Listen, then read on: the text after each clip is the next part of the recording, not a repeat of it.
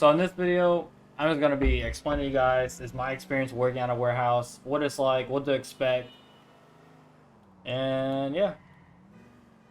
So the first job I ever had at a warehouse was to basically we would work at these conveyor belts. Shut up.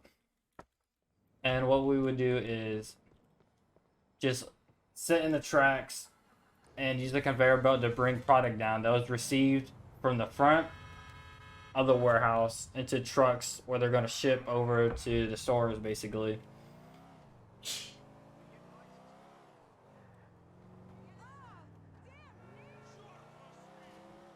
And what my company calls that position, it's called the down tracks. Like you would just be called a down tracker. And then with your job, all you would do is man the conveyors, stack product into the trailers, make sure they're stacked neatly. A lot of people though would so they would stack it up, right? But they'd make a little hole at the top and they would just throw boxes over it just to hide them. And then another thing you were responsible was for wrapping up pallets that other workers would stack product on. And pretty much how everything's organized is product is organized by if it's able to be conveyed, it has to be under a certain requirement. It's gotta be below a certain weight, certain length, certain width, and a certain height. And if the boxes were too big, too small, too light, too heavy, they couldn't be conveyed. So the whole point of what I was talking about is all the non-conveyable stuff would be put in the pallets that, you know, I was talking about earlier where you had to wrap. And those guys' job was called a distributor. And they drive these little, they're called like, we call them front riders, but there's different versions of them. They're just like mini cars with forks on them, like a forklift, but like backwards pretty much. And it's a smaller vehicle. You can drive pretty fast on them, they're pretty dope. But as you can tell, like down tracking, it's pretty easy. You don't really have to do that much. And you would have to, oh yeah, and you would also have to work with somebody else called a loader. And he would just work the forklift, and he would just push pallets into the trailer, pretty much. And then, if they stacked the boxes too high with the pallets, they would have to put a load bar to make sure it doesn't fall over on the people receiving the product in the store. Like down tracking, it wasn't hard, but it's just a lot of labor, and sometimes when the auditors are receiving up front, sometimes they have a lot of convey product. And it's not only just for the conveyable product. It's not just from receiving, it's from everywhere. It's from like screen off. It's from like 4 different places where they put conveyable shit on the line. And you can have your lane just filled with everything. And oh, and you're relying on your other shift, and if they don't really do anything all day, your lanes will be all full with pallets. It'll be very messy. It's just an awful time. But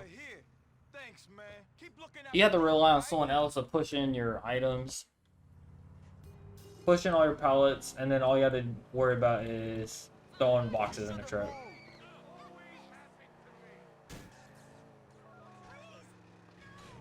And then so the next part I'm going to talk about is they call them high-low drivers, and what they do is they drive little forklifts. They're not little at all, they're actually really big. And it has like a big ass like pole in the middle. And basically what they do is they just put items away in the warehouse at the very top. And yeah, they basically just drive tanks all around. And with all the items that go on the warehouse pallets, they have to be wrapped tightly. So, you know, nothing falls on your head when you're driving through the aisles. You know, that would kind of suck. And there was a time before where there's a pallet of weights that were built too high and they collapsed in the slot in a warehouse. Nobody got hurt, but It's kind of terrifying to think about that the whole pallet just fucking broke. Jacob, hurry up! And the next section the next position we're gonna talk about is that what they call it is carousel, and that's just everything that's too small to go on the line or inefficient to use to put on non-convey. They put all these tiny little boxes into totes, and they just run them all in. They run multiple items in one tote. So all the little stuff like toothbrushes, hairbrushes, like pencils, paper, or not paper. But you know what I mean, like erasers, all that stupid shit. It's like way too small to fit. Like so, like when I worked in the down tracks, pretty much I worked with this old guy, and he would talk so much shit about the other unloaders. He's like, I'm so much better than them. I can land faster than them. And he was really slow. And he would basically, I would just help him out just because I felt bad because he's old. He worked there for like 20 years. I just helped my old man out. But he's pretty wholesome. He's just trying to get the job done. He's like one of my favorite guys.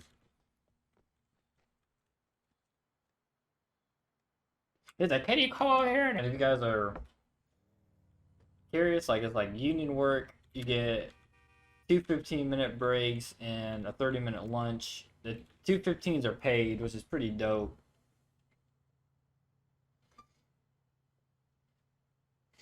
But when you work warehouse work and like just like labor in general or like stressful work like being a receiving auditor, you're gonna definitely need a break so you don't ape out and just get irritated.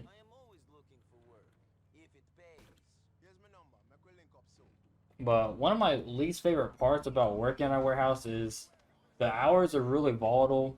When we're really dead, you can only get like 20 hours a week unless you have like supervisor position or if you're an auditor.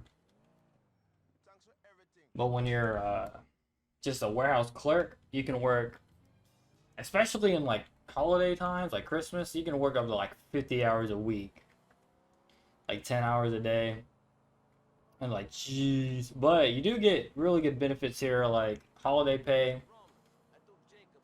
You get paid for just having a day off. But a lot of the times we have to work on holidays, but it's no biggie. You get like holiday pay and motherfucking overtime sometimes. So yeah, it's pretty decent. Oh yeah, there's the other old guy that I like, and he's always screaming at the younger people. He's like, will you get up and do your job? I'm tired of you guys sitting around. And he'll just be blaring it over the intercom.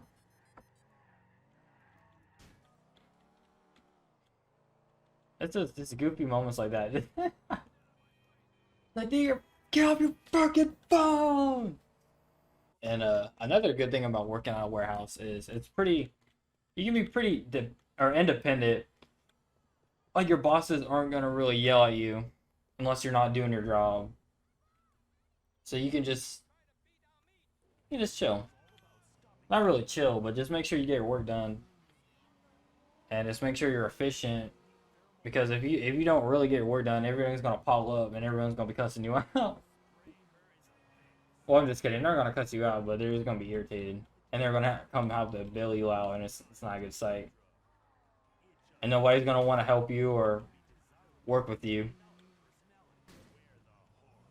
Nobody's gonna help you out ever again. They're gonna help you out because your supervisor tells you to.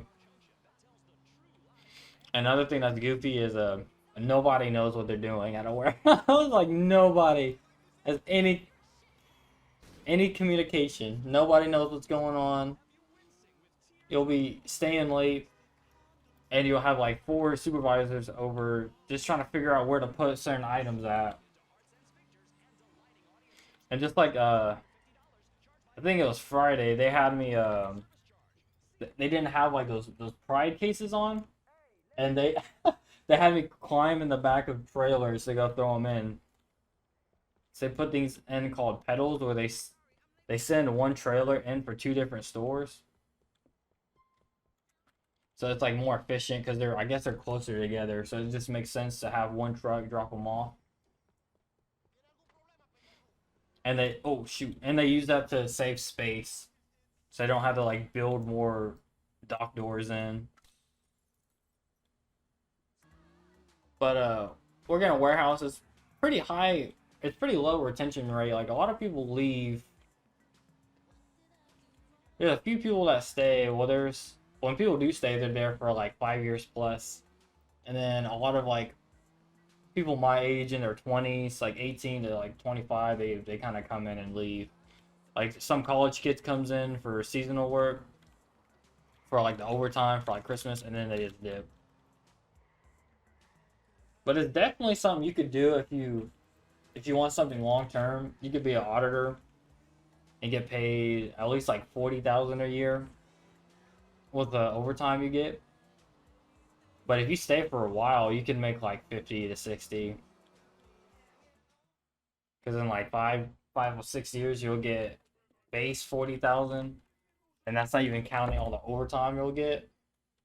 And by that point, you'll be making like 20, like $21 an hour. It'll be like 30 with your overtime. That's pretty dope. And the warehouses are gigantic. There's like so much room. Like it's like just for shipping to stores, there's like 86 doors. They had to close out. It's like, gee, that's a lot. That's a lot of stores. That's just for my warehouse, though. I don't know. I haven't worked at like Amazon or anything, but they're probably bigger. Oh, and speaking of, so the Carousel, they moved that small product. They just implemented these these like robots that you can like you work with, and they just sort out all the totes, all the items. So that's pretty dope. I mean, not really, because like a lot of people have to switch positions now, and instead of having 15 people on that job, they only have like 6 now. So all those people that want to do that position have to do something else now. Hell no, I don't play pool with you. But if you guys want to know what it's like to be an auditor at a warehouse, just let me know. It gets really busy at the warehouse. It's kind of freaky because like everyone is driving really fast. Everyone's really efficient. But after you learn how to use some equipment, it's not hard. It's not hard at all. You just have to be careful. You have to have your high visibility on at all times, or at least really bright clothing so people can see you. Because sometimes they have like auto switching lights where they turn on and off to save power. Did I shoot them? I wasn't really paying attention.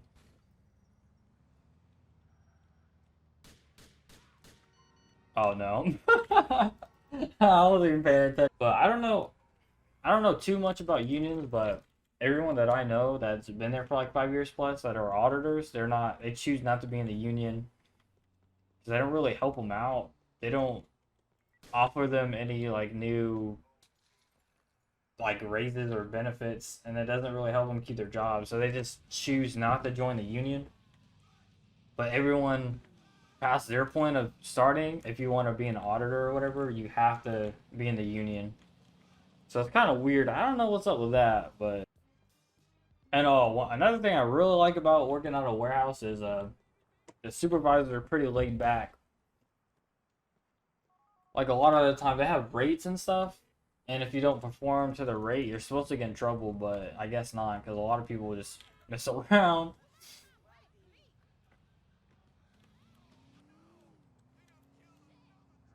But some supervisors like really baby people,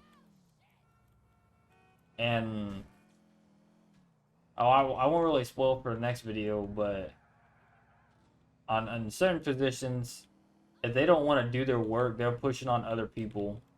And it's really annoying when that happens, especially when they don't give a fuck and they don't try. Like, there's some people that, like,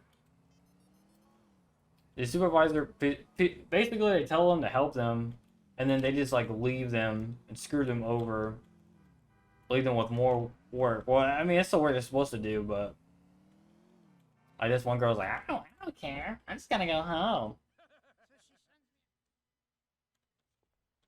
Well, I mean, you can't really do that though. If you just leave at this job, you just get fired. If you don't give them a warning or anything, like if you just walk out on the job, you just get fired. And if you don't call the call off number, you get fired. That's like a job abandonment. So you have to make sure your shit is in order, or you're gonna get fired. I mean, I kind of understand. They need people. They need. But if you guys enjoyed the video, hit that thumbs up, subscribe, and if y'all want to see the auditor video, hit in the comments below. And I'll see you in the next video, boys. See ya.